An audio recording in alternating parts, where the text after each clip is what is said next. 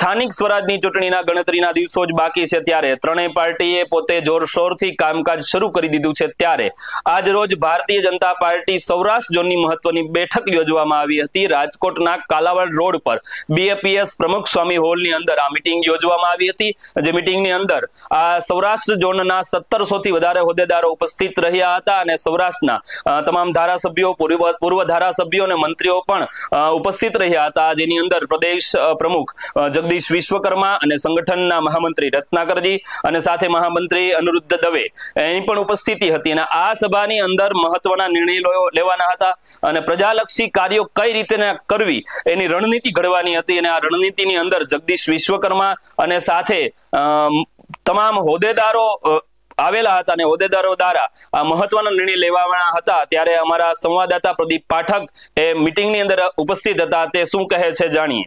સ્થાનિક સ્વરાજની ચૂંટણીના જે ગણતરીના દિવસો બાકી છે ત્યારે ભાજપ દ્વારા છે તે મહત્વપૂર્ણ બેઠક યોજવામાં આવી છે। હું તમને દ્રશ્યો બતાવી રહ્યો છું કે હાલ ભાજપ દ્વારા છે તે બીએપીએસ મંદિર ખાતે આવેલા હોલમાં જે છે મહત્વપૂર્ણ બેઠક યોજવામાં આવી રહી છે। ટૂંક સમયમાં જે ચૂંટણી યોજાવાની છે ત્યારે સ્થાનિક સ્વરાજની ચૂંટણીને લઈને ભાજપ હાલ છે તે ભાજપના જે જોઈ શકાય છે કે પ્રદેશ પ્રમુખ જગદીશ વિશ્વકર્મા, સંગઠન મહામંત્રી રત્નાકરજી, મહામંત્રી અનિરુદ્ધ દવે સહિતના લોકો છે તે પધાર્યા છે અને મહત્વપૂર્ણ ચર્ચાઓ કરવામાં છે। નગરપાલિકા, મહાનગરપાલિકા અને જિલ્લા પંચાયત જે ચૂંટણી યોજાવાની છે તેને લઈને હાલ ભારતીય જનતા પાર્ટી દ્વારા છે તે મહત્વની બેઠક યોજવામાં આવી છે। હું તમને દ્રશ્યો બતાવી રહ્યો છું કે પ્રદેશ અધ્યક્ષ જગદીશ વિશ્વકર્મા સહિતના લોકો છે તે હાલ પધારે છે અને સૌરાષ્ટ્ર લેવલના જે ધારાસભ્ય, સાંસદો સહિતના લોકો છે તે અહીંયા પધાર્યા છે અને અનેક અધિકારીઓ છે તે હાલ આ ચૂંટણીને મહત્વની બેઠક ગણવામાં આવી રહી છે અને ચૂંટણી બેઠક છે તે યોજાવા જઈ રહી છે। ત્યારે હું તમને દ્રશ્યો બતાવી રહ્યો છું કે જગદીશ વિશ્વકર્મા સહિતના લોકો છે તે સૌરાષ્ટ્ર ઝોનની સૌથી મોટી છે તે ચૂંટણી લક્ષી બેઠક યોજાય છે। આ આગામી સમયમાં સ્થાનિક સ્વરાજની જે ચૂંટણી યોજાવાની છે તેમાં જોઈ શકાય છે કે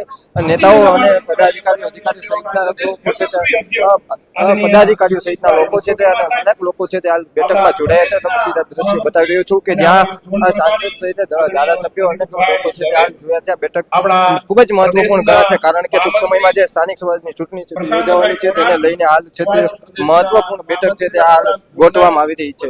તમે જોવાનું આગામી સમય રહેશે કે નગરપાલિકા, મહાનગરપાલિકાની જે ચૂંટણીઓ આવી રહી છે અને ભાજપ અત્યારથી જે બેઠકો છે તે શરૂ કરી દેવામાં આવે છે। આગામી સમયમાં કેવું પરિણામ થાય છે તે જોવાનું નથી મહત્વનું। કેમેરા પર્સન રાજેશ જોશી સાથે પ્રદીપ પાઠક। તો કોંગ્રેસે પણ જોરશોરથી પ્રચાર અને પ્રસાર શરૂ કરવાની તૈયારી કરી દીધી છે ત્યારે વિરોધ પક્ષ કોંગ્રેસ પ્રદેશ શહેરના પ્રમુખ ડોક્ટર રાજદીપસિંહ જાડેજા અને કાર્યકર્તા અધ્યક્ષ ઇન્દ્રવિજયસિંહ ગોહિલ અને સાથે પૂર્વ કોર્પોરેટર વશરામભાઈ સાગઠિયા પણ પ્રેસ કોન્ફરન્સ યોજી અને ભાજપ સરકારના સ્થાનિક નેતૃત્વ પર ગંભીર આક્ષેપ કર્યા હતા અને ટીઆરપી ગેમ ઝોનને યાદ કરતા જણાવ્યું હતું કે ભાજપના નેતાઓના આશીર્વાદથી ગેરકાયદેસર ચાલતા બાંધકામો ઘણા બધા થઈ રહ્યા છે ત્યારે અને ગોહિલે આક્ષેપ કરતા જણાવ્યું હતું કે રાજકોટને રોમ બનાવવાની વાતો કરનારાઓ ભ્રષ્ટાચારનું કેન્દ્ર બની ગયું છે રાજકોટ અને વધુમાં ઉમેર્યું હતું કે તંત્રનું બુલડોઝર સામાન્ય માણસોના મકાન પર જ ફરે છે પરંતુ ભ્રષ્ટાચારી ભાજપના નેતાઓના ઘરમાં કેમ આ દાદાનું બુલડોઝર ફરતું નથી અને ઘણા બધા આક્ષેપ કરતા જણાવ્યું હતું કે ભાજપ સરકારની પાપ પોથી છે, ભાજપ સરકારની પાપ પોથીના પોસ્ટર સાથે એમણે વિરોધ કર્યા હતા અને એ પણ દ્રશ્યો આપણે જોઈએ।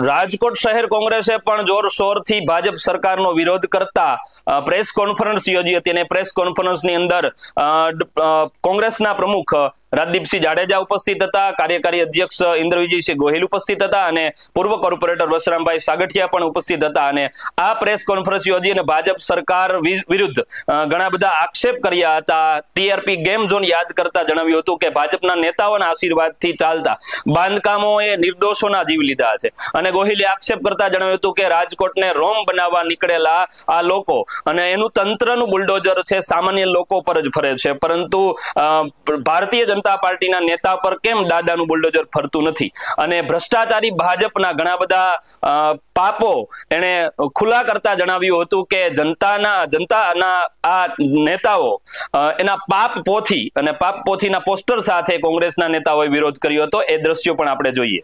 રાજકોટ શહેર કોંગ્રેસ સમિતિના પ્રમુખ ડોક્ટર રાજદીપસિંહ જાડેજા, રાજકોટ મ્યુનિસિપલ કોર્પોરેશનમાં વિરોધ પક્ષના નેતા ભાઈ શ્રી વસરામભાઈ સાગઠિયા તથા આજની પત્રકાર પરિષદમાં ઉપસ્થિત તમામ પત્રકાર સાથીઓ, સમગ્ર ગુજરાત રાજ્યમાં ભારતીય જનતા પાર્ટીના ભ્રષ્ટ શાસનમાં શહેરી વિકાસ મંત્રાલય જાણે સૂતું હોય એ પ્રકારની પરિસ્થિતિ ગુજરાતના તમામ શહેરોમાં ઊભી થઈ છે. સરકાર જાહેરાત કરતી હોય ક્યારેક કે રાજકોટને રોમ બનાવશું, સુરતને સાંઘાઈ બનાવશું, પરંતુ વાસ્તવિક પરિસ્થિતિ સમગ્ર રાજ્યના શહેરોની આજે ખૂબ દયાજનક બની ચૂકી છે.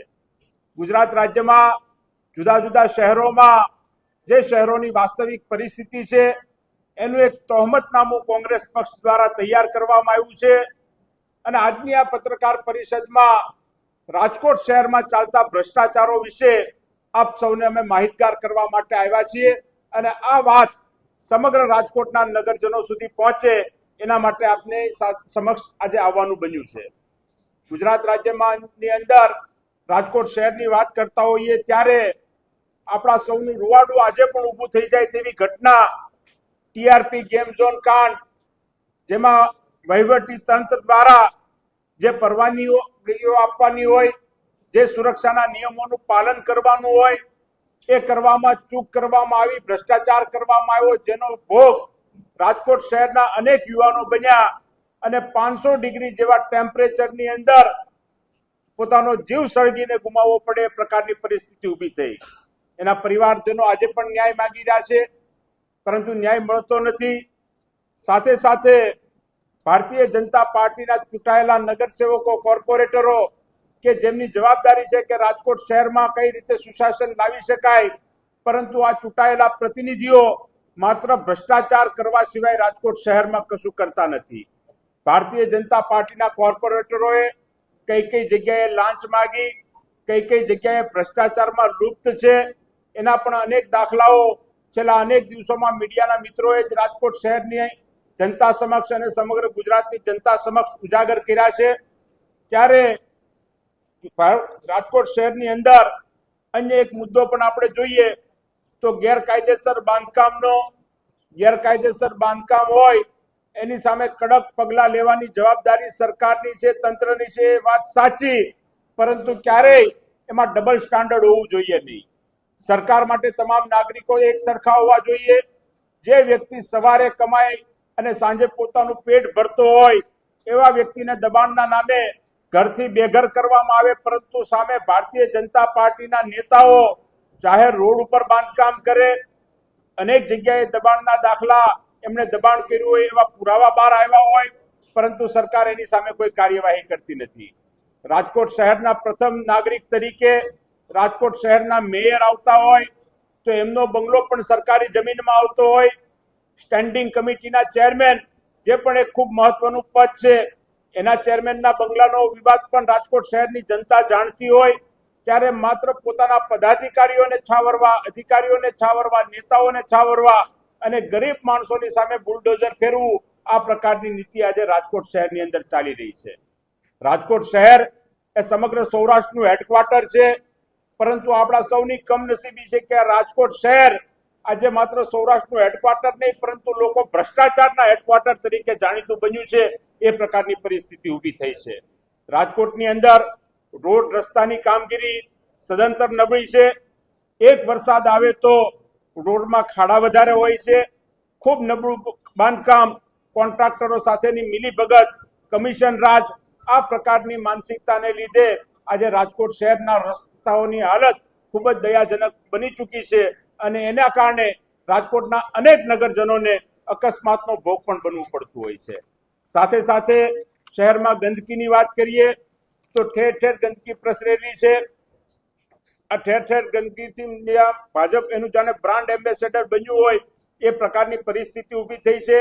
આ ગંદકીના લીધે રોગચાળો વ્યાપક પ્રમાણમાં ફેલાતો હોય અને આ રોગચાળા ફેલાયા બાદ લોકો રોગમાં સપડાયા પછી સારી સુવિધા પણ મહાનગરપાલિકા ન આપી શકે એ પ્રકારની પરિસ્થિતિ, એ પ્રકારની સિવિલ હોસ્પિટલો, સરકારી હોસ્પિટલો રાજકોટ શહેરની અંદર આવેલી છે.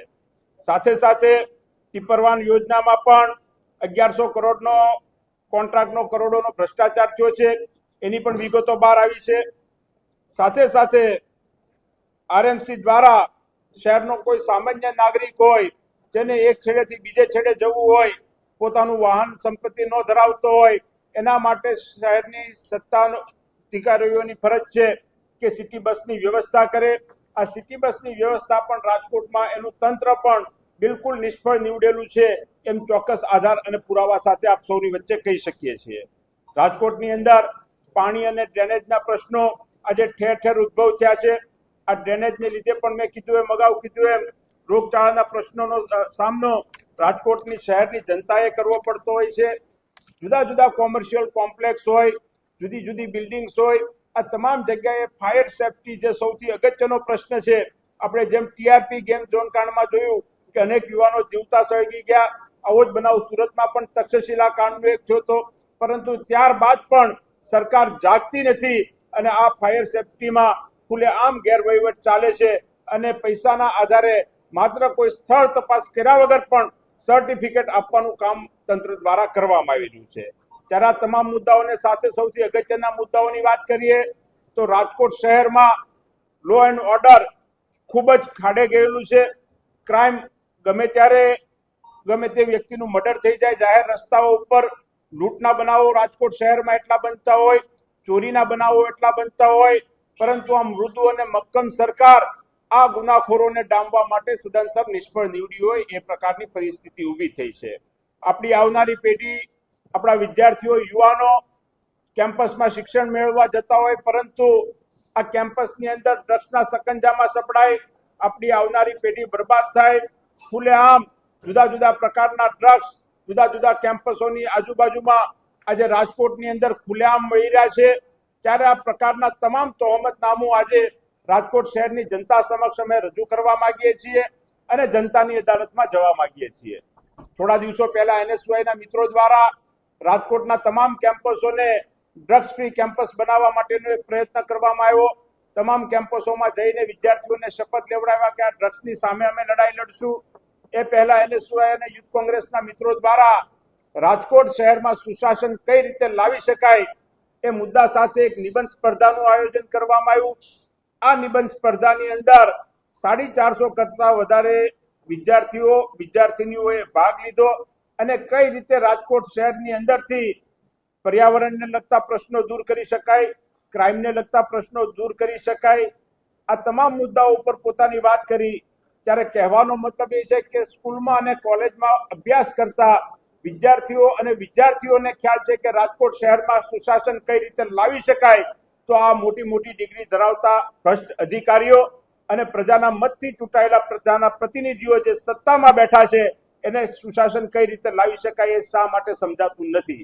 ત્યારે આ તમામ મુદ્દાઓને લઈને આવનારા દિવસોની અંદર સમગ્ર રાજકોટની ટીમ કોંગ્રેસ જનતાની અદાલતમાં જશે, જનતાના જે પ્રશ્નો છે પ્રશ્નો માટે ઉજાગર કરશે અને એક વચન આપશે કે રાજકોટ શહેરને પોલ્યુશન ફ્રી શહેર અમે બનાવીને રહેશું, રાજકોટ શહેરને ક્રાઇમ ફ્રી સિટી બનાવીને અમે રહેશું, રાજકોટ શહેરને ડ્રગ્સ ફ્રી સિટી બનાવીને રહેશું અને રાજકોટ શહેરમાં એ પ્રકારનું શાસન કોંગ્રેસ પક્ષની આગેવાનીમાં ચાલશે કે જે કોઈ અધિકારીઓ કે ચૂંટાયેલા પદાધિકારીઓ માટે નહીં, પરંતુ રાજકોટ શહેરની જનતાના હિતનો વિચાર કરી અને સરકાર ચલાવે, સત્તા ચલાવે એ પ્રકારની જનતા સમક્ષ અમે અપીલ કરીએ છીએ.